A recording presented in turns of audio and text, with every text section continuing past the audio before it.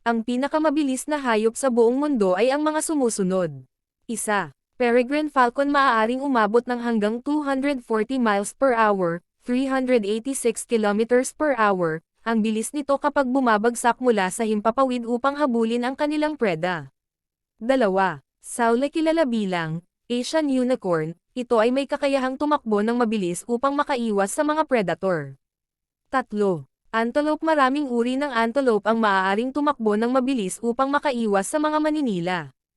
4. Pronghorn karaniwang tinatawag na American antelope, ito ay may kakayahang tumakbo ng 55 miles per hour, 88 kilometers per hour, at maituring na pinakamabilis na hayop sa Amerika.